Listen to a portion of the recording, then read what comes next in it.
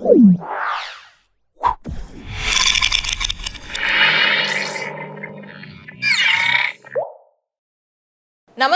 నేను మీ మాధురి. ఎంఎస్ రెడ్డి గారు, మనం విశ్వం గురించి లాస్ట్ ఎపిసోడ్లో తెలుసుకున్నాం.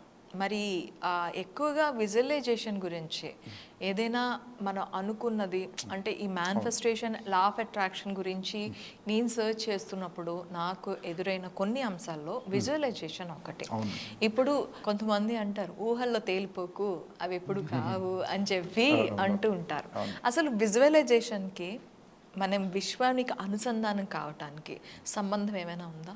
తప్పకుండా చెప్తానండి. ఇది చెప్పే ముందు ఒక చెప్తాను.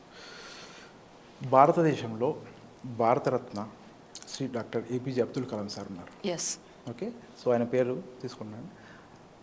ఆయన the great scientist. Okay, first of all the great human being. చాలామంది నాకు తెలిసినంత వరకు మన దేశమే కాకుండా వేరే దేశాల్లో కూడా చాలామంది రోల్ మోడల్గా తీసుకుంటారు. ఓకే, సో ఆయనని ఫస్ట్ ఒక మనిషిలాగా ఆలోచిస్తే కనుక మనుషుల్లో మహానుభావుడు అని కొంతమంది నేను సంబోధిస్తాను. అంటే ఏ దివ్యశక్తులు ఏం లేకుండా నార్మల్గా ఉన్న వ్యక్తులు మహానుభావులను సంబోధించే వాళ్ళలో మొట్టమొదటిగా నేను తీసుకున్నటువంటి పేరు అంటే డాక్టర్ శ్రీ ఏపీజే అబ్దుల్ కలాం సార్ని తీసుకుంటాను నేను. ఎందుకంటే నేను నా లైఫ్లో నాకు ఒక అవకాశం వచ్చింది, ఆయన డైరెక్ట్ కలిసే అవకాశం నాకు వచ్చింది. ఒకసారి నేను కలిశాను ఆ మహానుభావుడిని. కలిసినప్పుడు మనం మామూలుగా బుక్స్లో చూసింది, విన్నది ఏదైతే ఉంటుందో అది 100% రియాలిటీగా ఆయనలో చూశాను. ఆయన సింప్లిసిటీ చూశాను, ఆయనకున్న సింప్లిసిటీ చూశాను. ఓకే, ఆయన లైఫ్లో ఎన్ని చూసుంటారు, ఎన్ని చేసి ఉంటారు, ఎంత గొప్ప వ్యక్తి. ఆయన కూడా చాలా సింపుల్ వ్యక్తిగానే ఉన్నారు.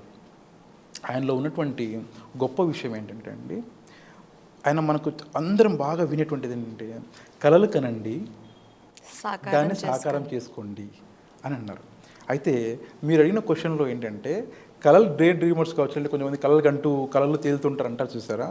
దానికి ఆయన చెప్పింది ఏంటంటే ఫస్ట్ మీరు కళ ఉండాలి, మీకు కళ ఉండాలి, దాన్ని సాకారం చేసుకునే దిశగా మీరు ప్రయత్నం చేయాలన్నారు ఆయన.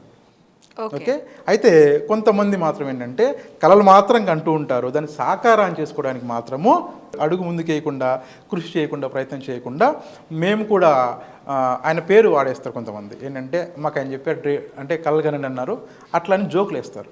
కానీ ఏంటంటే ఆయన చెప్పిన విషయాన్ని పూర్తిగా అర్థం చేసుకుంటే ఆయన ఏమంటారంటే మీకు గోల్ లేదనుకోండి, మీకు ఏదో ఒక గోల్ లేదనుకోండి, ఒక కళ లేదనుకోండి, మీరు ఏ పని చేయరు, మీరు ఏ పని చేయలేరు. మీరు ప్రతి మనిషికి ఏదో ఒక మోటివేషన్ కావాలి ఒక వర్క్ చేయడానికి. The great Ratan Tata sir ఏమంటారంటే ఆయన మోటివేషన్ చెప్తాను చూడండి. ఆయనకి ఎలాంటి మోటివేషన్, ఆయన డబ్బులు మోటివేషన్ కాదు ఆయనకి ఎప్పుడు కూడా డబ్బులు మోటివేషన్ కాదు. ఒక విలేకరు అడిగారంట ఏంటంటే సార్ మీకు ద గ్రేట్ ఇంకొక ఫ్యామిలీ ఉంది, పేరు చెప్పండి బయటికి, వాళ్ళకి మీకు తేడా ఏంటి సార్ అని అన్నారంట. అంటే వాళ్ళు బిజినెస్ మ్యాన్ అండి, నేను ఇండస్ట్రియలిస్ట్ అన్నారంట. అంటే ఏంటి సార్ డిఫరెన్స్ అంటే ఏంటంటే వాళ్ళు వ్యాపారం కోసం ముంచుతారు కావాలంటే అవసరమైన జనాల్ని, ఎందుకంటే వాళ్ళు వ్యాపారం కావాలి. వాళ్ళు ఈయన ఇండస్ట్రీని స్టార్ట్ చేస్తారు. అంటే ఏంటంటే ఆ ఇండస్ట్రీ ద్వారా కొన్ని కోట్ల మందికి ఎంప్లాయ్మెంట్ దొరుకుతుంది. ఒక మనిషికి ఎంప్లాయ్మెంట్ దొరికితే ఒక కుటుంబంలో వాళ్ళ తరతరాలు బాగుపడతారు. ఇక్కడ మనం రతన్ టాటా గురించి ఇంకొక విషయం ఏం చెప్పుకోవాలి అంటే అందులో ఏ టాటా కంపెనీలో పనిచేసే ప్రతి ఒక్కరూ కూడాను ఆ కంపెనీ వారసులు. అదే చెప్తున్నాను ఏంటంటే నాకు ఆయన ఏదైతే చెప్పారో అది విన్నప్పుడు నా మైండ్ ఒక్కసారిగా ఇదైపోయింది. ఏంటంటే అది కదా చేయాల్సింది ఎవరైనా సరే. ఏంటి మనం ఖచ్చితంగా బిజినెస్ చేయాలి. ఇప్పుడు ఆయన ఏం పేదవాడేం రోడ్డు మీద ఏం లేడైనా, ఆయన కోట్లు సంపాదించే ఉన్నాడు, ఆయన కూడా డబ్బులు ఆయనకేం లేకుండా లేదు, ఆయన కావాల్సినంత సఫిషియెంట్ డబ్బులు ఉన్నాయి. ఆయన ఎన్నో చూశారు. ఆయన చేసినటువంటి డొనేషన్స్ కానీ ఆయన ప్రతిసారి ఈవెన్ కరోనా పీరియడ్లో కూడా మీరు చూసి ఉండొచ్చు, మీరు విని ఉండొచ్చు. కరోనా పీరియడ్లో ఆయన చేసినటువంటి డొనేషన్ కానీ దేశానికి గురించి. అదే కాదండి, ఆయనకేంటంటే మనుషులంటే పిచ్చి ప్రేమ. ఆయనకి ఆ ప్రేమ ఉండాలి, సాటి మనిషి మీద, సాటి జీవి మీద మనకు ఆ ప్రేమ ఉండాలి. ఓకేనా, ఈయన చెప్పినటువంటిది కూడా కాన్సెప్ట్ అదే. ఏంటంటే ఆయనకు ఒక మోటివేషన్ ఉంది.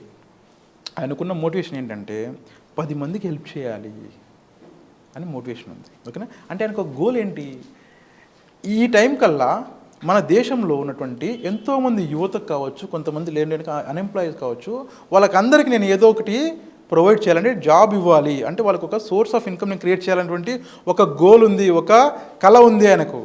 కాబట్టి ఆయన రీచ్ అయ్యారు. ఓకే, అబ్దుల్ కలాం గారు సైంటిస్ట్గా ఉన్నప్పుడు కూడా ఆయన స్టార్టింగ్ డేస్లో కూడా ఆయన చాలా స్ట్రగుల్ అయ్యారు.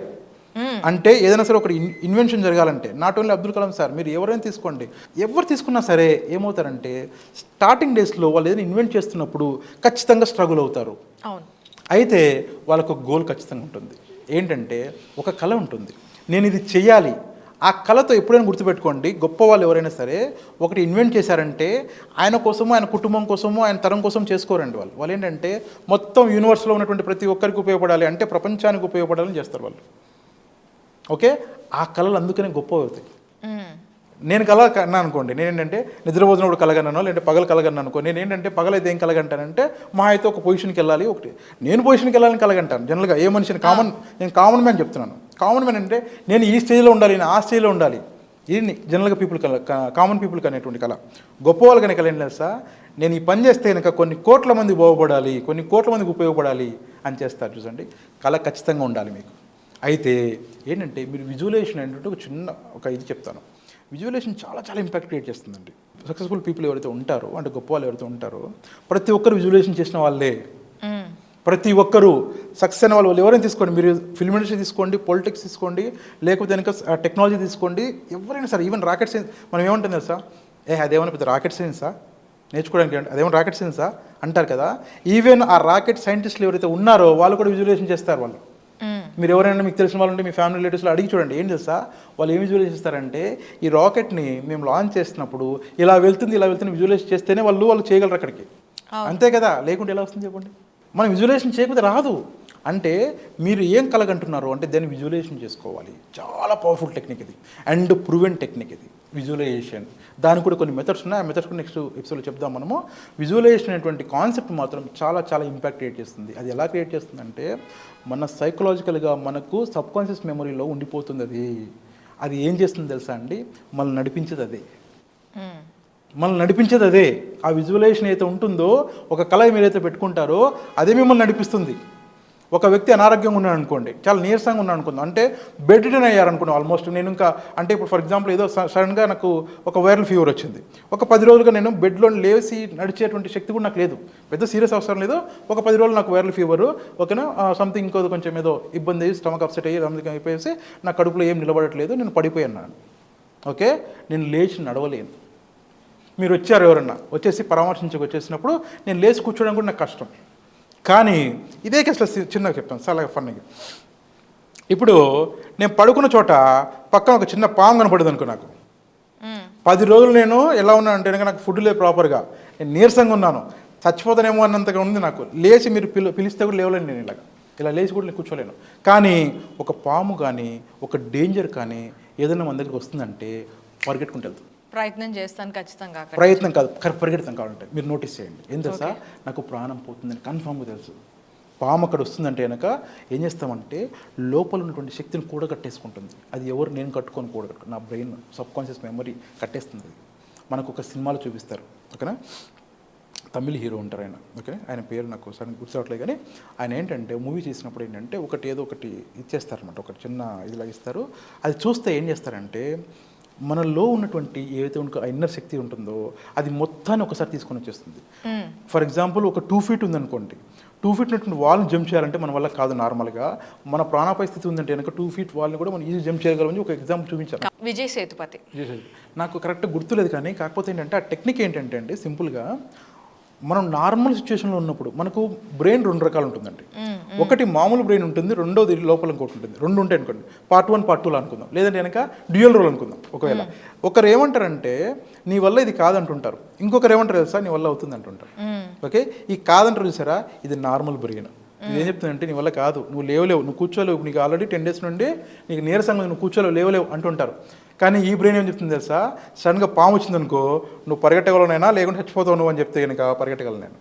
ఓకే, అంటే ఏంటంటే మన ఎనర్జీ కూడా మనకు తెలియదు కొన్నిసార్లు. సింపుల్గా ఏంటంటే విజువలైజేషన్ టెక్నిక్ అనేది ఉంటుంది, ప్రతి ఒక్కరు పాటించారు, ప్రతి ఒక్కరు సక్సెస్ అయ్యారు, పాటించిన ప్రతి ఒక్కరు సక్సెస్ అయ్యారు. అయితే ముందు మీకు ఏంటంటే ఫస్ట్ ఒక డ్రీమ్ అనేది ఉండాలి. ఆ డ్రీమ్ గురించి మీరు ఏం ముందుకు అడుగులు వేస్తున్నారో తెలియాలి. ఆ విజువలైజేషన్ లేకుండా మీరు ఇప్పుడు చూడండి, మీకు ఒక గోల్ లేదు, అసలు మీకు ఎక్కడికి వెళ్ళాలో మీకు తెలియదు. ఫర్ ఎగ్జాంపుల్ మీరు విజయవాడ నుండి హైదరాబాద్ రావాలనుకోండి, ఎవరన్నా ఓకే, మీకు క్లియర్గా తెలుసు విజయవాడ నుండి హైదరాబాద్కి వెళ్ళాలి అని. అప్పుడు మీరు ఏదో ఒక దానికి ఒక మీన్స్ తీసుకుంటారంటే ట్రావెల్స్ ఏదైనా సరే, బస్సు కావచ్చు, ట్రైన్ కావచ్చు, ఫ్లైట్ కావచ్చు, ఏదో ఒకటి తీసుకుని వచ్చేస్తారు. అసలు మీ విజయవాడ ఎక్కడికి వెళ్ళాలో మీకు తెలియదు, ఎటు వెళ్తారు? ఎక్కడ వాళ్ళు అక్కడే ఉంటారు. కాబట్టి ఏంటంటే మీకు ఉండాలి విజువలైజేషన్ అనేది ఖచ్చితంగా ఉండాలి. ఉంటేనే. ఇప్పుడు ఫస్ట్ గోల్ ఉండాలి. గోల్ ఉంటే దాన్ని విజువలైజ్ చేస్తాం. విజువలైజ్ చేస్తేనే మనం దాని దగ్గర స్టెప్ వేస్తాం. ఓకేనా? ఓకే అండి, థ్యాంక్ యూ వెరీ మచ్.